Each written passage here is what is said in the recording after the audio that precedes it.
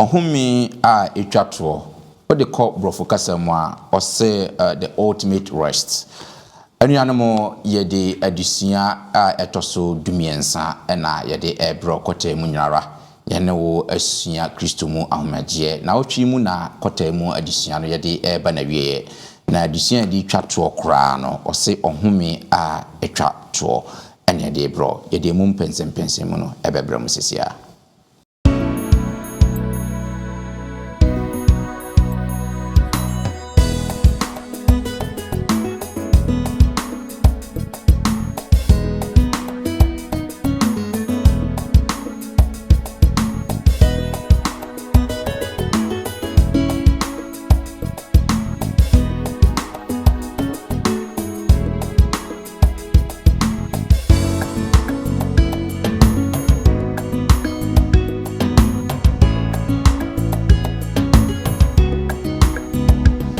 John ehu vision no na babia John X no na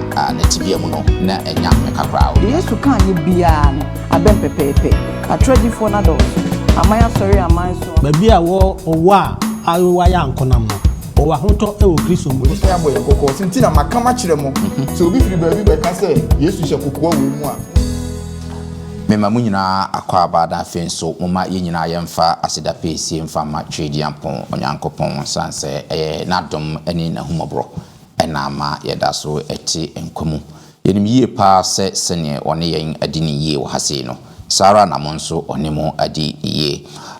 kota mu nyinara na ye ne wu esua adusua no kwasem ne se ayede pa se Kristo mu ahomegye mpenten kwa ye ti ye koye ba nyina no so wanchen ne kwa ye benya ahomegye yehu se Yesu nko anchen ne kwa ye betimi anya ahomegye no kwasem ne se yesua adusua bebre ya drum pempenso bi anani ne di awie ye kra ayede sa adusua no ede ebro nti no ye krado fa chosam no se wo Sabbath school so afa na fi ye no nyina enye se ye besua sa adusua yi no waboafo ha o mo ba beboa ye di adusua yi abra obadansa na no menkutie Golden Gate enyom free Golden Gate for ho na ye wia ye di adusua no empensem no ebeto amoso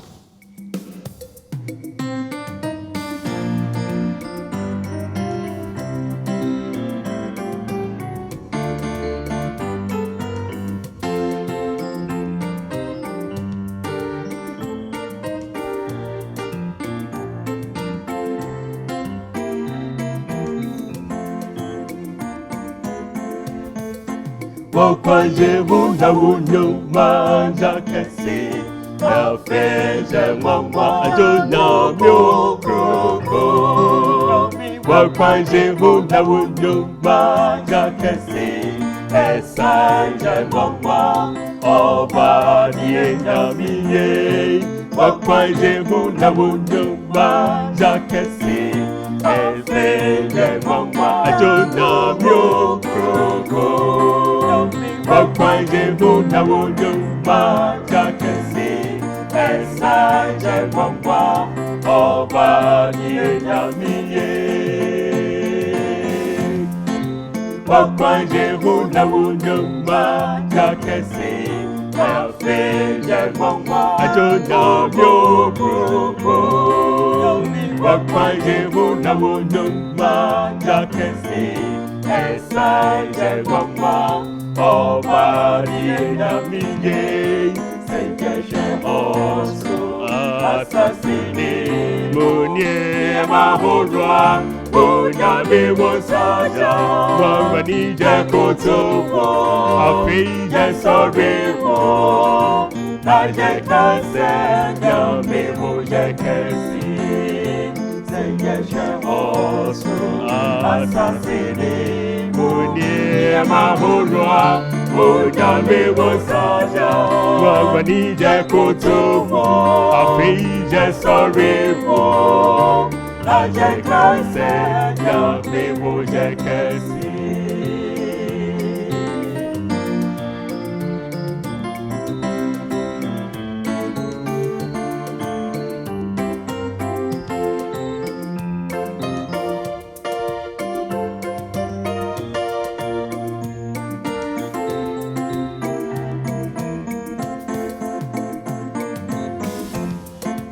Wakwaje bunda wunyo manja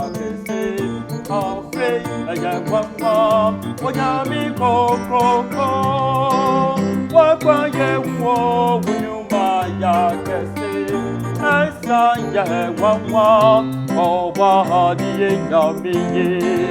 wakwaye wuna wunyuma ya kese afe eye wawa onyami kokoko wakwaye wo wunyuma ya kese asanya wawa oba hadiye nyamiye seye hoso asasini mu niyamahodua unyame wonsaya yakutu wo wangwanie yesori wo na yakasa nyame wo yakesi seye hoso asasini mu niyamahodua unyame wonsaya yakutu wo yesori wo na yakasa nyame wo yakesi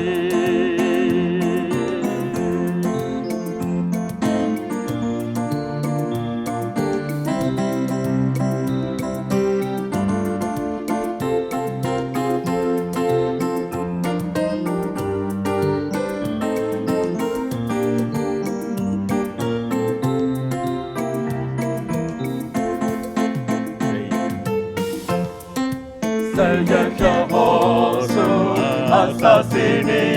muni niyamahodua unyame wonsaya yakutuwo yesoriwo na yekase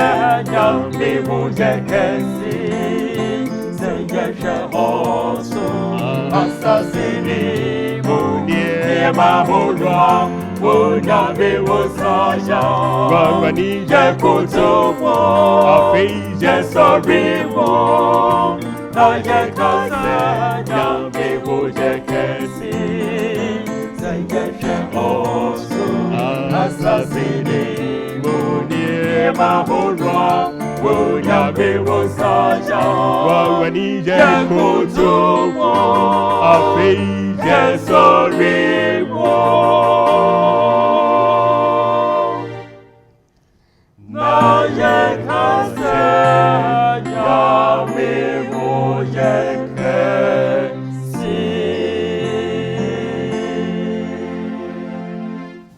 Yeda yenuanom Golden Gate for ase enwuma a omode abroyen ene onyankopon adom mewo abigafo wa hase ya omoba beboa na yedi adisuan yi ede abrawo adisuan na tifi asem no ose ohome a etwa so ohome a etwa to ene no sene de bia ye no adisuan na bana wiye enti maame mbobobo so adisuan akota nyina yesua no na tifi asem no na fe enka ka ya dwene sanse na otwedie animu no ye bekọ adisuan foforo mu sene o koye social last minute no o ka wadwene no sene be ya ni wasua ni nyina ye boss wo na hunse wasua na fe watimi ade abobra ye hye adisuan na sene ye di kan hye retinase wo oman oni adaje kramus bro ni ka so 24/7 living 24/7 ye hunse wiasi anase ya drum pempenso bi a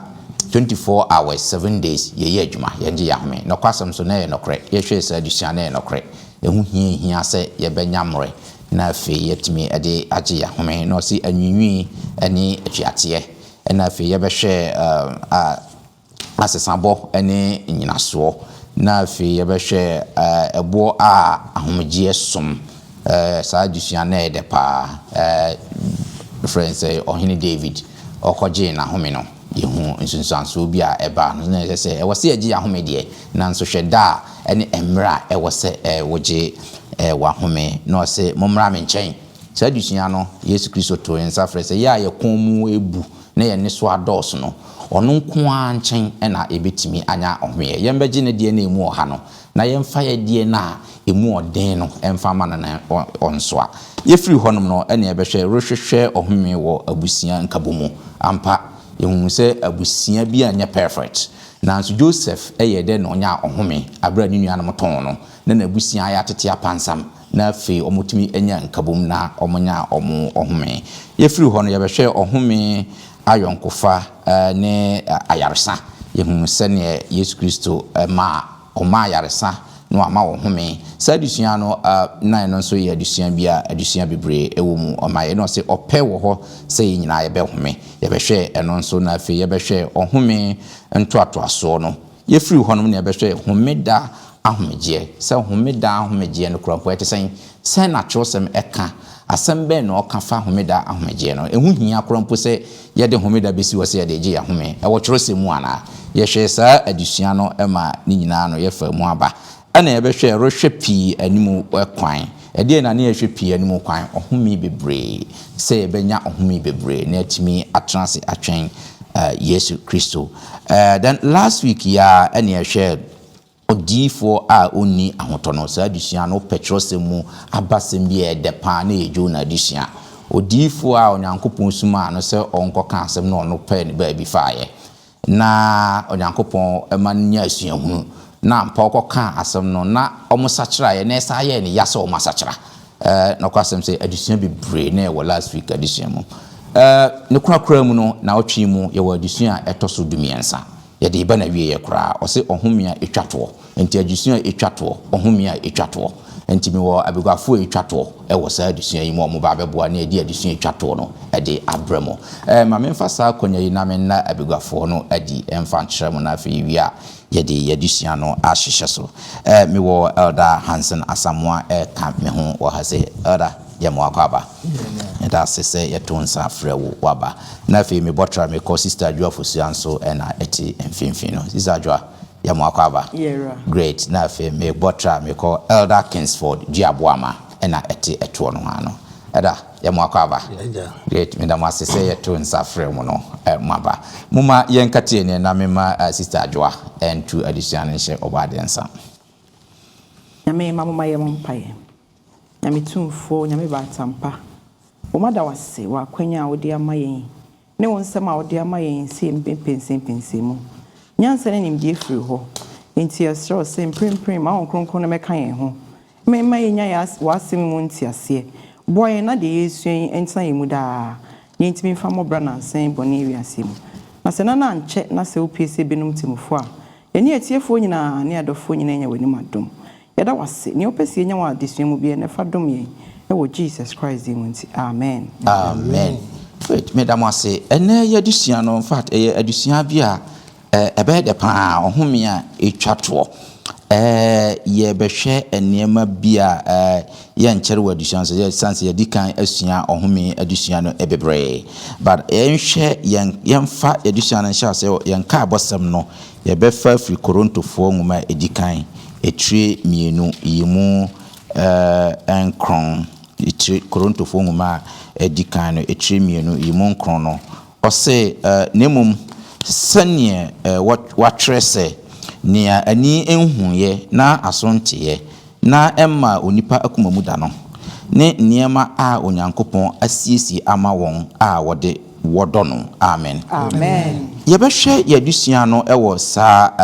ɔkwan yi so yɛbɛfa saa kwanya na afei yɛde ahwɛ ɔhome na ankasa na sɛnea esitie na afei adusua pɔtea yɛbɛtumi asua afiri saa adusua no te sɛ ewiase edi awrisie yɛrekɔ a yɛba yi global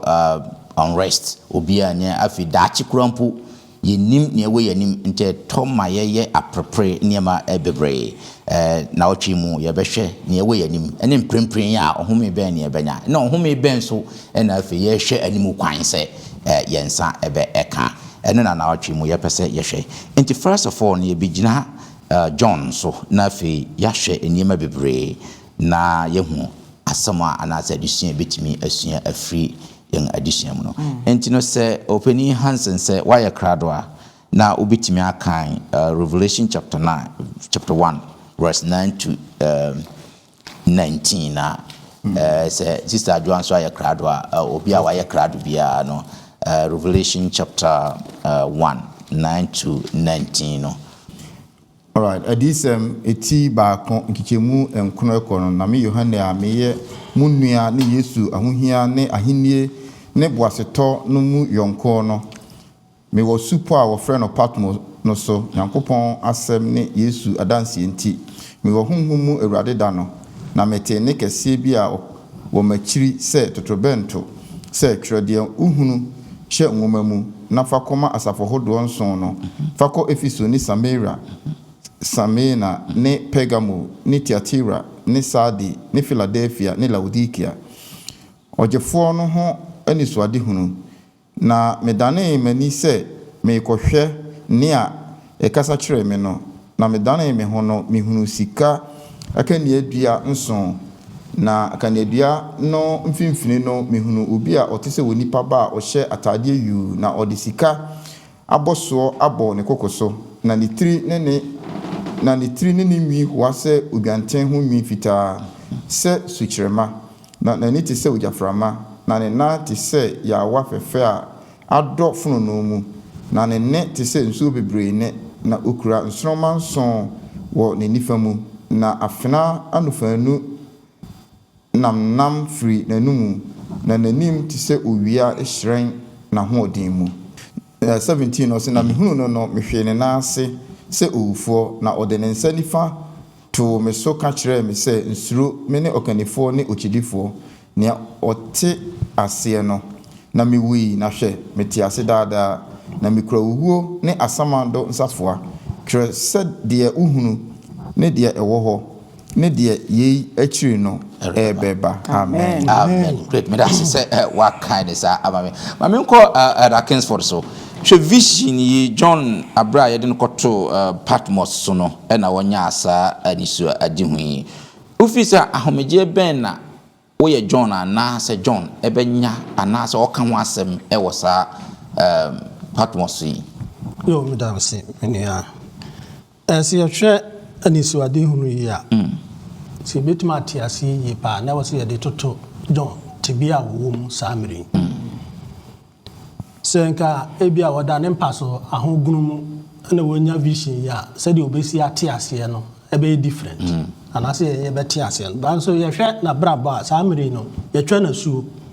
ba bia woda no ɛyɛ ɔhaw ne abebresemu no wo ɛna onyankopɔn nam na adom so ayi saa ikyire di akyere no na akenkan sɛm no Revelation 1:8 no ofra sɛ no sɛ mene Alpha and Omega ahyase ene awiye onyame no nyame na ɛkasa na oba obeduru 17 ho no ho na me de ma asɛm besi o se ekwa awiye o se mensuro mene de odi kan ene de odi awiye de na ɔte ase na owuye na hwɛ meti ase dada amen medi owuo so de owuo so nsafo nti John de toto na brabɔ no mu a na ni da so bi ɛwɔ hɔ ma no okay samre oni ahogurum na nso ɔhwɛ de edi n'animu a ahogye ebi wɔ hɔ ɛma no okay empo na reho ne ɛyawo a wodi ba bi a ɔwɔ a ayowa ya ankonam no ɔwɔ ahotɔ ɛwɔ Kristo because asɛm a ɛba ne nkyɛn no ɛyɛ asɛm a ɛyɛ nkuranhyɛ asɛm efisɛ onyame no ɛka no na obeyi na firi saa ɔhaw no nyɛ immediately but daache no ɔwɔ ahogye bi wɔ Kristo Yesu mu nti saa vision yi ame yehunu sɛ emposi yɛkɔ ɔhaw mu a ne ɛwɔ nidaso wɔ Kristo mu a we can still have that rest all right because wɔso wadi owuo so nkunim okay at the end of the day no ba bi ɔwɔ no de betwa ne sɛ owuo no obɛwuo but ɔwɔ nidaso kɛse ɛwɔ hɔ great me da se pa eda wa ya de sɛ wa bɔ addition to fa ne sa ama me wɔ hɔ no eda Hansen on say addition no sɛ o yɛ hyase nyinaa no say rest in Christ ye nya ahomegye ɛwɔ Kristo mu na addition 13 ni nyinaa kyerɛ yɛn sɛ ɛmfa ho ɛne gye a wogi Nyankopɔn di edu ba bi a wobɛhyia ɔhaw wobɛhyia adwemu how kakra normal bebrebe to wo a ɛsɛ ɛhɔ ɛna ɛsɛ sɛ oda usu sronko ya wo ye efiri wiase ɛho no nti sɛ yɛhwɛ a John the Baptist ɔbɔ Yesu asu ɛna ɛne ɛbɛteɛ mu ka sɛ we ni me dɔba a ɔsɔmani ɔteɛ ɔno a John no a na John 1:29 oka say hwe nea obey oyenyame aguama oyi wiase bone cross abreko an Nyankopon kasae ono an ka say ensempo say owro mempaboa na usami lace yes but okọ ahohiahia mu no obepe confirmation every yesu ho e kire say na nadwe mu hyehye no he was restless aduru ba bia ya che na to prison owuo is facing death o Kristo ni enti and the messages ayeti wo Kristo sum mu no is always like ubedi yie enti obi ba o de adwenchia ye na eba Kristo sum mu adikanfo ni nyina enya problem in fact mra na dwen wo twere sa de we no na ono nko na aka o esumafo ni nyina no na they were all martyred na ye ku omu nyina enti ono nso oda ba bia onni obia na dwen mu hyehye no edie be na be na nya rest the ultimate rest no every one ho yesu ho eti ne ma na dwen mu to no pa ye se o se afei ene no okasa ya de ne nsaka no bi se oye sise ne wawu na hwe se personally yesu de ne nsaka wo John ni yesu nante on ni didi on ne ko bae but that time no na yesu afa different form if he says sabre no afa ne divinity wa be nyame afa ne nyame su na biem onye nipa but se ne on ne kasa ye na man assurance na elder kan ye no ene ne ye kenkan ye no e kire se yesu mu no ye wo ultimate rest me gidi se sabre no e ko nyina ko si se John e bia wo wu ye no na dwim we say after that and na okiro first second third John e de bra asafo no after that it will first second third John na okiro ye no a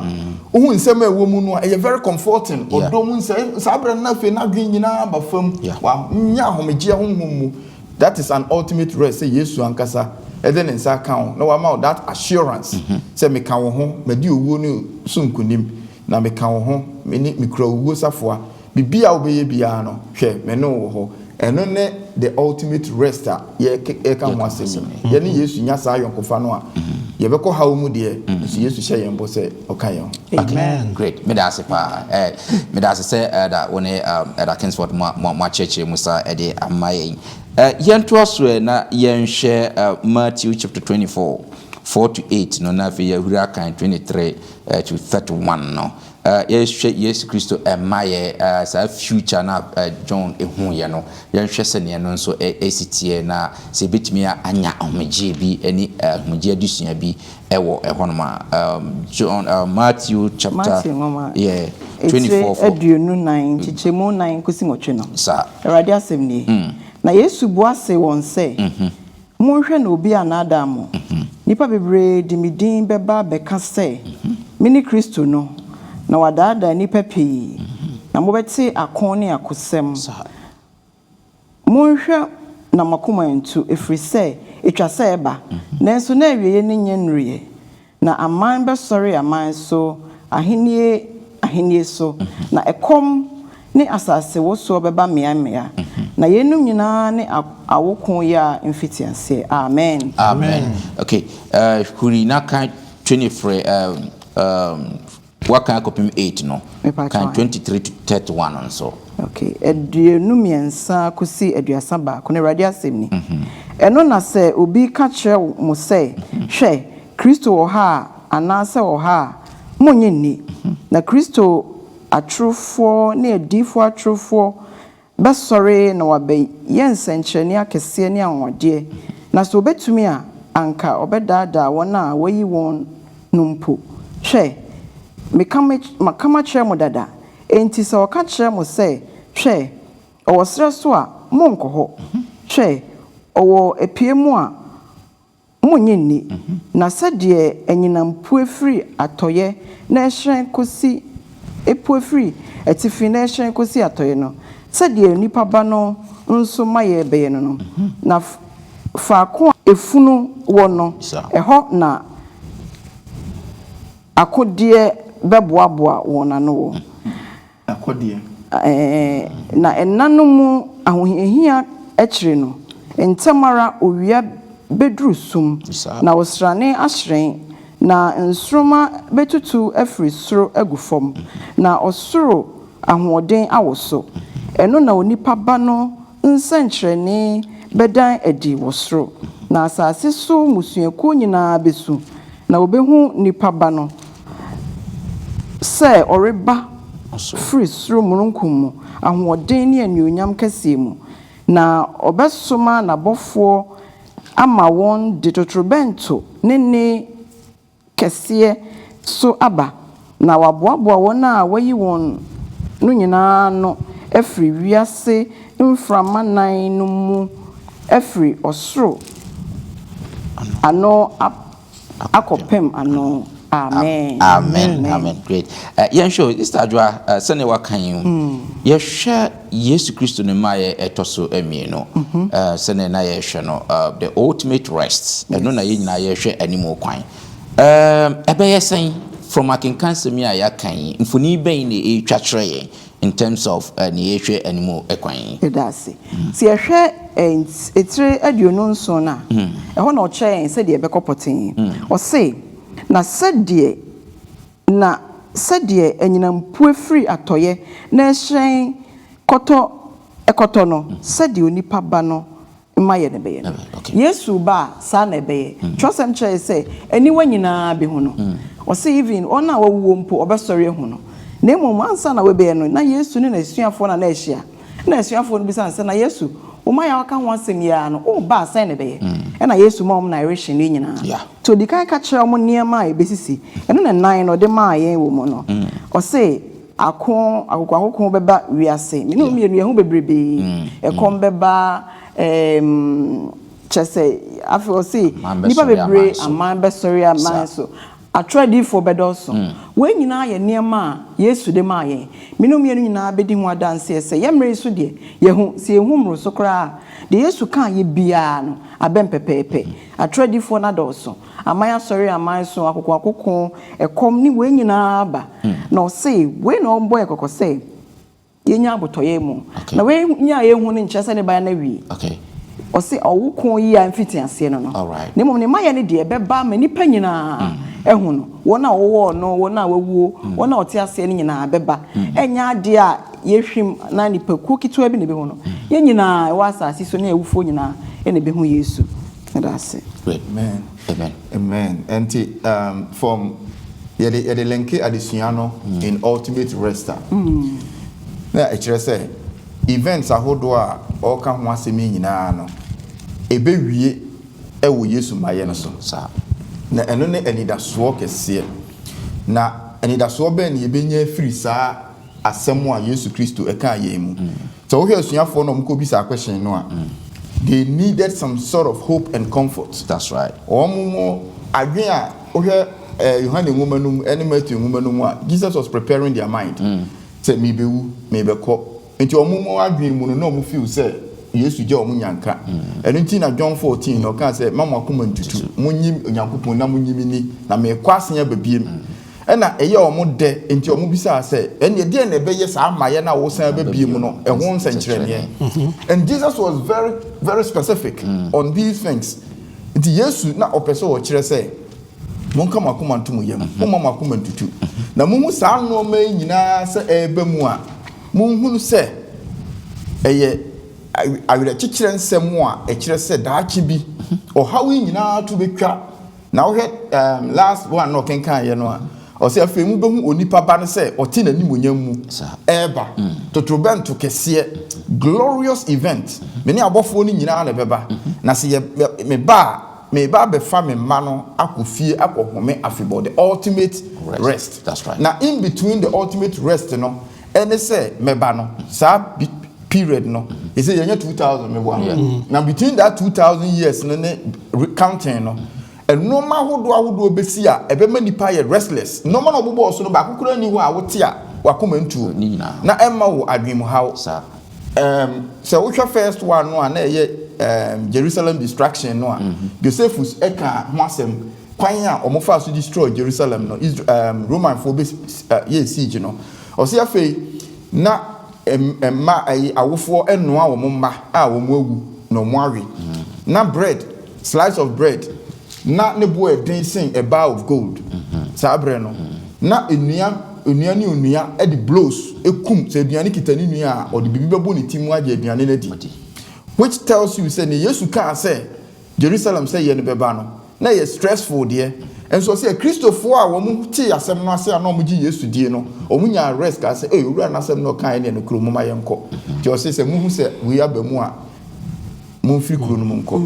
these are the things ya wo de amayen eti mra wiase nyina hu ne ye nye coronavirus o say yade dom bebe wiase nyina emra earthquakes AC emra eje hyehye emra nsuo efa nipa ne Yesu kan ho asem nyina eba mu no yen ya ye wo ni mugidie no ye wo ultimate rest bi say yakoma ntutu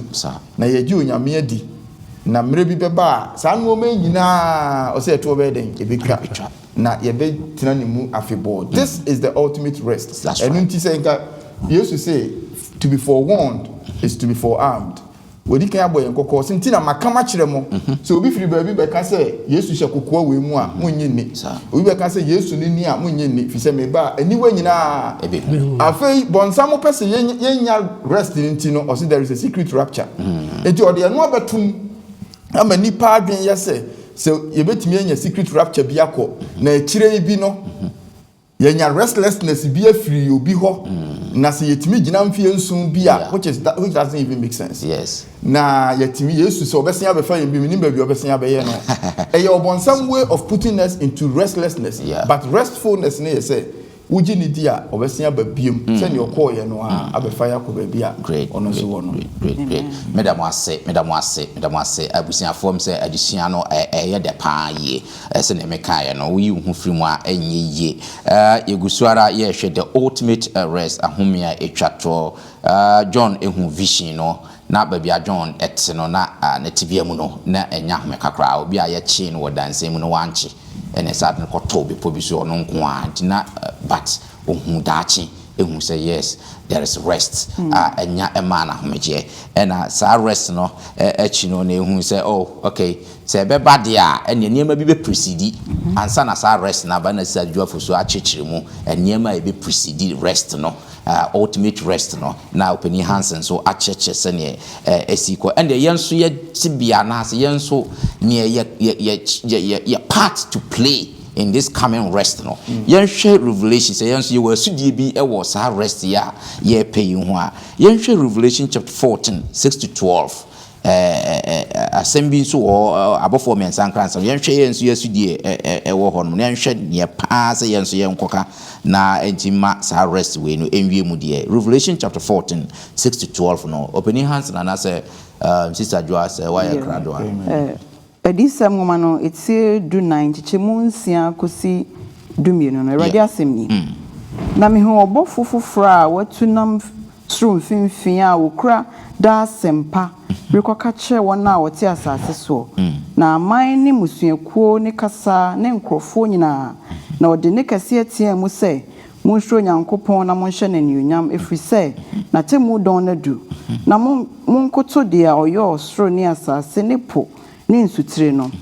ngotwe no na obofo foforo a otoso mienu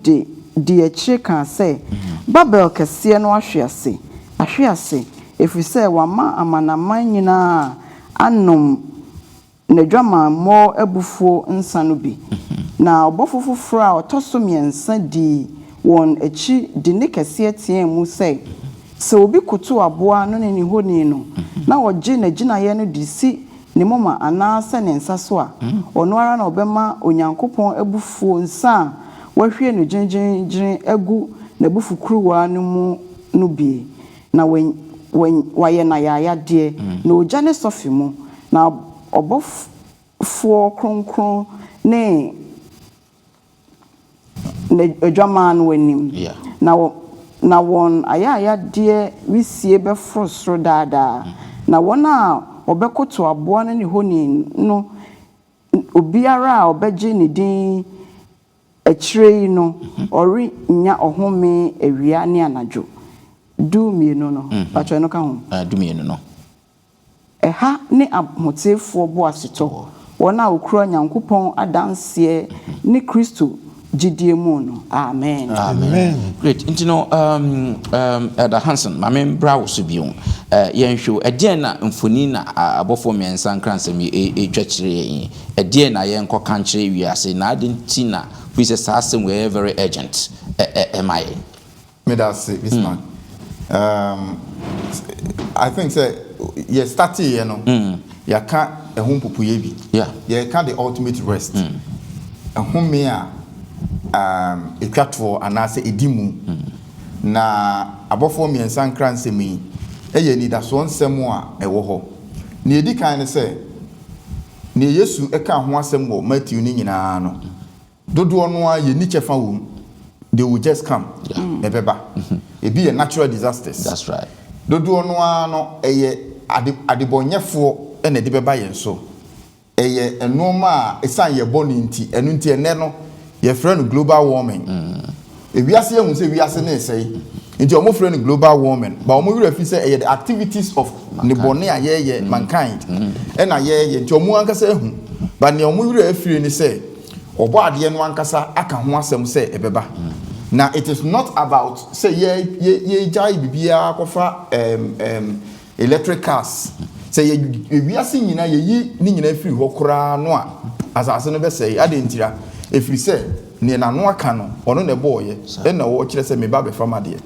but emu ba ko a ye wo mu chefa e wo sa ne Yesu kan ni nyina no Matthew chapter 24 verse 14 asem wo kan wo ho ne say na wo beka asem pai ho obeka bebo asem mu dawuro adia ho adanse akire wiase nyina eno ansa na ewiye no aba. And this gospel shall be proclaimed to all the world. Now yes, we Revelation any Matthew.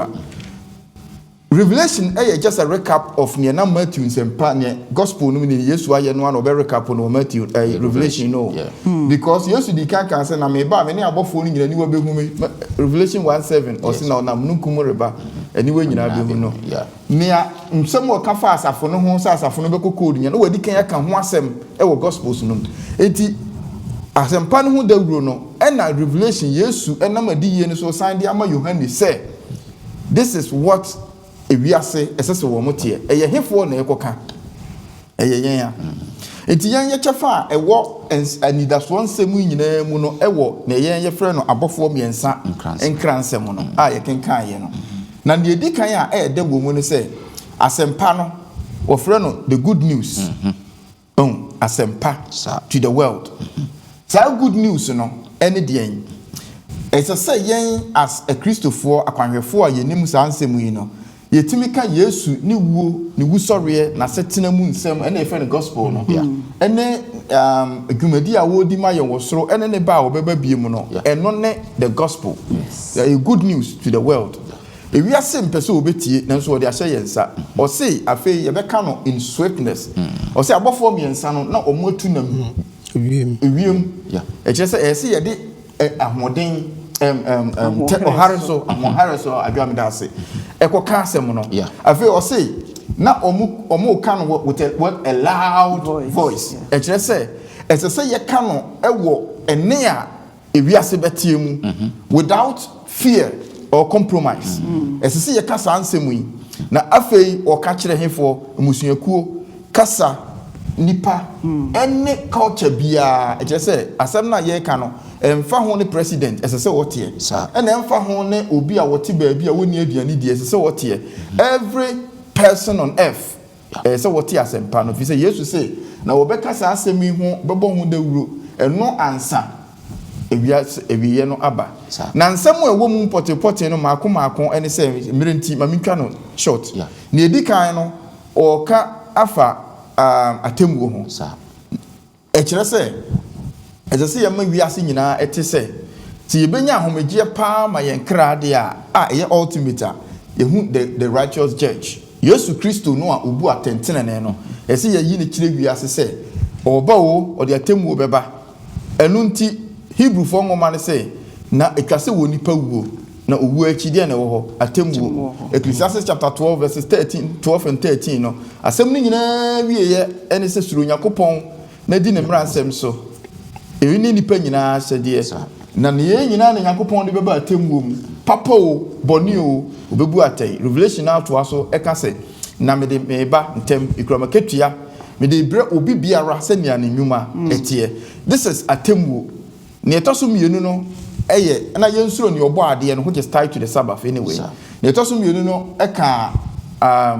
Babylon afiase Babylon ye hwan ya basabasa ye ene atoro nkyerɛkyerɛ a obonsam de aba wiase ye ya yekura no kure no se ye benya ohome ama wiase ne ye nkra for the ultimate no a ɛsɛ ye kyerɛ wiase the true worship, the true doctrine against the false doctrine ya Babylon. And the third one no or say aboa no so obi koto aboa no na ogina isi ne moma so ana ne nsa so a say nipa no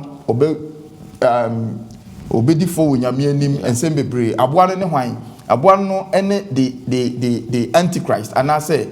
still the false doctrine near nkyerɛkyerɛ a obegina Yesu anamu a enye Yesu Kristo enu nti ne oka wo ho no a medi twato ye osi na obeye wa yayade awiane anadwuna wonya ohome emma wonkra za ohome no oka anwa say people think say there is an everlasting hellfire bia obi bekum da bi enye sa na tie ohome no eye a wonya ma wonkra no yes it is all eternity that rest no nyame ma ebenya eni nyame atena mfia pem ewo soro asanya ba asase so abedi afebo a owuo ni hobi mu no that is the ultimate rest yes sir yesu say me ko siesie ba bia be fa mo akwa home ewo me nchen sa wo home no munya bi wan nya sa achefa no bi a wunya bi ma wo kra ana se wunya sa home ni bi na even asase so mpo no se bone ewo mu na se wo mpese wo begi nyame yesu home no oka no Matthew chapter 11 verse 28 you know say come unto me one of the lessons all ye that labor and are heavy laden momra me nchen mama so am this one no say one tena Yesu na ase a saa ohome no wunya bi enti eye otoma nsem a anidaso nsem a adi nsem enam John so de ma yen say Yesu ni the righteous judge o sia babi ma be fa yen na mum ye wo asodie say ye de saa nsem a ema home ebe ma wiase without any fear.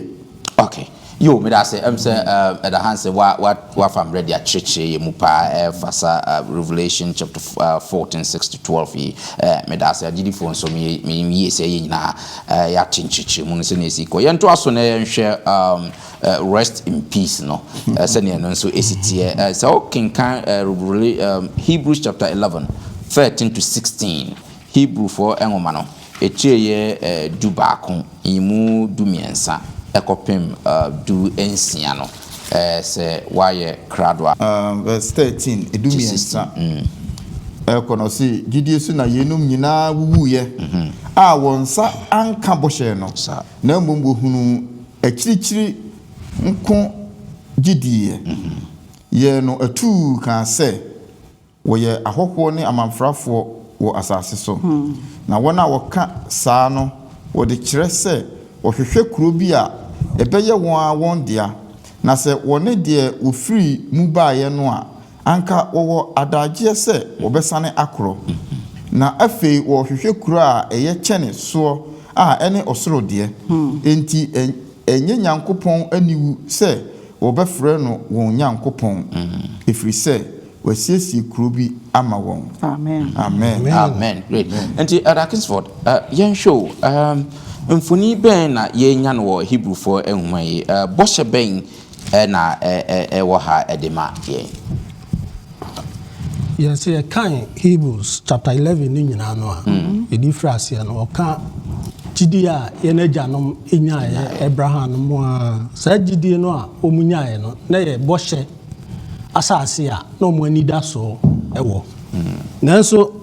Kristo shombo onyame shombo so mbeko sa abosha asase no so omugidi omutu anamo ba bebre ewi nanso anam se omo wo sa gidi enti onyame ewo ohumi bi ewo ho ma wo empo omuwu mu no sa mere owu a wo mo ewu ewo gidi no nyankopon se omo ada nti enanachi no ohumi ebi wo ho ema wo se beti ase sa owu yi a yebekan John 11:11 ho okay I fa Lazarus okay all right John 11:11 Yohane engoma no echie ye duba asi we no machire no o ka kire won se yadamfo Lazarus ada na moma yenko nyane no yeah amen si ehwe Lazarus na bakosem no tweresa mienu se Lazarus no Yesu adamfo pa emere bi soin oyare ni nua ma no Mary no to nkra se Yesu wadamfo yare bra na behwe no nanso na Yesu wo ba bia odi djuma wo so wo twen ena nansa nansa na chi no okodu na Lazarus wada se de wawu se de enim se onipa wu no yakosie kura se amum no etuhwa nanso aha yakenka asem no Yesu ka se Lazarus wada enti onyame anim no ena eye ohome Lazarus ohome ewo Kristo mu enti Kristo enyane no saa bɔhye ina o kan ho asem ewo Hebrews 11 no yena gyanom a omudi kan no mo anida so se oman fufuro bi wo ho a omo hwehwe ana Paul aka se me ate se sanka wono mo ani eda oman ya no mu firi mu ba omunu mu se de no mo asi kwa ko mbesa ko mbachi nanso enam se anida so kesi a wo mo anya se onyankopon na nadom so esiesie oman papa bi ama om no omutu saa humu akwantuo no ewo gidie mu that is the rest onyankopon ka ho asem empo wo mo awuo mu no rest bi ewo homa om se onyankopon ba na tembuo na chi no ombenya ohome kese eno enua no kan Revelation 14 edisi so a nso obewie no se wo mo omudi nyankopon a kyere so no mo gidie wo Kristo Yesu mu gidie a mo wo Kristo Yesu mu ntin saa ohome no onyankopon asiesie amane ma no omonsa ebeka yo bedase pa eda medase hanse person kan anasa adwa person o bibi obeka sa yen hwe de ansem a meka se obonsam ne opeso wo ya ne se di nyame aka bi obe ne counterfeit enti Genesis ashase hwa Genesis 3:15 mira nyankopon o declare no man or the boshensem ma say Yesu beba enso na obonsam adi kan aka kire Eve say you shall not surely die enye woguo pa na wobewu na mbom se wudi a obeye ti say nyame owu David enti obonsam pese o kire nipa say se wu kura wu yi na one number bi eno na atwa so throughout all ages ama akọ even some akwanhwefo bebre sometimes obi ye and I say unity submissions no vegina uni nyame nko no gina ho no o kasa kire sabi ne wawuo no he hears nothing o se atiasefo nim se wo bewu na wufo de wonim hwe sana Revelation so say enhyira ne wona a wowu awurade mu seesei na wobekọ akohome wo home afiri wo nwuma ho akosi se Yesu Kristo beden obeba enu ti se wo hwe Hebrews mumma ya otwero ye ya na otwera fa wo ho se sankrofo ya no wobobo wo din nyina wo the hall of fame of faith ye bobo wo din nyina no osis na wo mu nyina wu ya wo mo nsa anka den boshe no na mmom wo mo da atwen na so mo nsa anka boshe ne dia enya nkyerɛkyerɛ a kyerɛ se obi wu a wote heaven hwɛ yɛn na firi he because okọ heaven ya nsa aka ne boshe no but Bible say efiri Adam so ebesi yɛn so yi at least to them the time a mo twere ye no obi a wawu obi a obubo wundi Sarah Abraham whoever or mentioned it in Hebrews 11 or na sa na wo mu wu ye they died without realizing the promise promise no dey he enya heaven na se nka se obi wu na so what heaven na okoba hwe yen dia what other promise is he looking for but osan to also say na wo mu hwe kuru asenka kuru a wo mu firi mu no na nko mbesia komu dia kombe struggle asia ko back but essence sa kuro no omo hwehwe no eye ne nyame psiesie e di ama wono beba befa won da achenti omo nsa nyankan ye alright enu na the topic here rest in peace now so when said the irony in say e ye kira adwen ni say omo kire say onipa wu a na wakotena heaven ne oye ebo no so wakotena bronsam gem no ye wie anso ana ya san twere bibia si ne na so rest in peace obi a wote heaven anani wote bronze ngem already or resting wo hen how is the person resting in peace on say so ironic say you can't even explain but obonsam mani party we ase agiatum say onipa wu on number bi enu ti yan hye nso say o ye kristoni a sa ewuo we no ye frɛ no na you are like unconsciously sleeping until the day Jesus Christ obenya no enunti in John chapter 11 wa no oka wo mami we say I am the resurrection and the life. The one who believes me, even though he dies, he will live. So we no say even though say who sleep say you can say what da no a wo be sorry. And o can say ebi mu kura wo ha wo mu nka owu ohwe ugidi. Enti ebi mu gina so say yes, ebi mu di 2000 years. We say yes, mere so no ma no mu gina wo Jesus say no mu gina wo mu nka wo hwe. Enye sa ewu we na wo ka ho asem. Na oka owu ankasa. Yes. The second death. That's right. Enti say wo gini di a we dey wo beda. Wo be rest in peace. Unko heaven. Obi ani wa wawu a onenam heaven and onenam hell. Ana onenam fie osonda ehunu a osonda ya wo o subconscious mind no. And nipa no nimu nti a play as dream. Enyo na be yi ne ho kire wo. Wada or twen Yesu maye no. Enti yensha ne so say that is the ultimate. Me da se fa kakra bi nka ho. Okay. Em se se ehwe de wiase koyi a se de edi kan ye akosem ekom amumuyo ne niam nyina. Ya Christopher to de bia yen ya bra bom kra how ne amane ne timi bebre kwa. Yen so ya de no. Na ye da nyame asese adesu ya ma ye hu say o how ne amane ne owo na chi no there is the rest. Because say Yesu beba no so fra wo na ukoda ukohome se de bia ye bebre ye da na ya da no sa na ye koda ye kohome din atwen na owo na chi no home na chi no so ya papa akatua papa de ne da so bebro. See if there is anything and day me no me no abrabro ebo say na say ehwe ne yi na wa kire yen say enko say Yesu beba no twase etena ho kwa ye Christopher de etwase de asem ne ko ko kan kire nipa nyina yen so ye chefa no amanyame ma ye na bantem ne nyina yakwa kohome na ye free obre ne amane asase so. Great. All right. Yenhwe ya kenkan se media wie na fe yemfa sorry yen addition say yembre no ya tia yen kakra. Philippians chapter 4 verse 4 to 6. Yenhwe asema o no opinion sen hwe my Philippians chapter 4 Eradia simni Philip 4 ngoma 9 chichemu 9 kosi ensiano. Okay. Mama mwenye erade muda. Meka bio se mama mwenye. Mama nipa nyina ho modwo erade aben. Mama bibia enha mo nyinyi bibia ho enha mo ho. Na emom ade nyina mom mfa mpaebo ne nkotesre ne aseda mamo adesre enu nyankopon asom. Na onyankopon asundwe a etra ntiase nyina so no eno behwemo akoma ne mo adwen so Kristo mu amen. Yenhwe ansema etwa to Paul koma Philip 4 no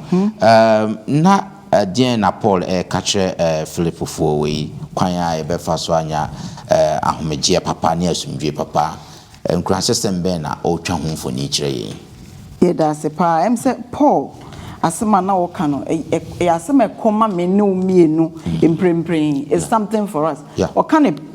twase yema yeninye ye wo hawa amane ye bia na de yare ode ya wo obia wo hawo ye nyina ye wo ye nesoa ne amane ne so se ye Christopher die ede da so ho ma ye wo Yesu ye wo baabi papa bi a wasiesi ama ye ye masa abotaye no ensi eni so se ye Philippians 3 na Philip 4 ngoma etremiensa no chichemu ba ko na o se afei de akire no enuanom moma maninyi warade mu ye Christopher no haw ne amane ne de bebre kwa na Paul tuefo se ye nhwe o haw ne amane ne chi ye nwoni da so pa bi a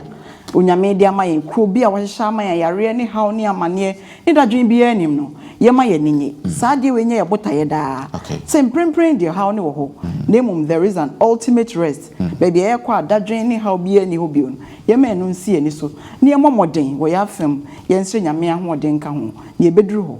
nyame mo yensa. Amen. Elder person or na Philippians 4:6 or no. The key word I me nyafiri mu no pa o say bibia mu in everything. A key word pa. If say to da bia ye call how mu amanie mu ye bebo abubuo saa ye call anije mu dia ye ka. Ba so ha no kan ma ya te ase say ye how ya bebre say ya manu hunu mu nyina no. Se ye gidi say yagye Kristo di ewo gidie mu ne yewo anidaaso bi wonu mu ne yewo ohome bi wonu mu a ewo se yeme ye nige anigye no nkyerɛ sɛ me seresere nanso makoma mu no menim sɛ me wanidaaso nti de me wo mu no embubu ebeka say it will not depress me. That's right. And I said, "Bema at afirmi gidie mu na emu metro akoso akon Kristo Yesu mo no bema ma modern ama so hwe no so what be overcome." Yo me say yemre no atia ye point no mama ye sorry yen this year so abusia for ye da mo ase say mo yen aso na mo ne yen ayese adusua ye kwota na abana wie ye Kristo mu ahomegye no enne na otwe mu na yedi abana wie ye next week no ye de adusua etoso kwota etoso 9 no emu adusua bebro Deuteronomy eno so no kwasem ne say adusua no so mahwe mu kakra the pa say Israel for to control 40 years oma be drew boshe no ehye no so nsama e course wo na no Deuteronomy no na minim da ensem wo mu papa next week ye de addition edi kan no e de bebre mo onyankopon enhira mo ma ye nkate ne na Hans ne enhira so ma ye moma ye mompai endima for ye da wase ye boni nyina echi o kire ye nkwampa wama yehu ni a eye wama yehu ohome a eye ewo mu stress adusua yi enya yimu nsanso pa na yentimi fa ye ho to so efise wo se ne wasiesie amayen no aniwa ehui asonte ema akoma mu da na se ye de toto ye hawo ho a eno na kire ye nse bibia ni asasi so a edibetime de atoto ne waya amayen ene ne wo be ya amayen ho enunti mayenye ewo mu dada aseda enka udin se wa ma ye de kote ya ba wie ye wasonbie mu ewo Yesu din mu nti amen. Amen.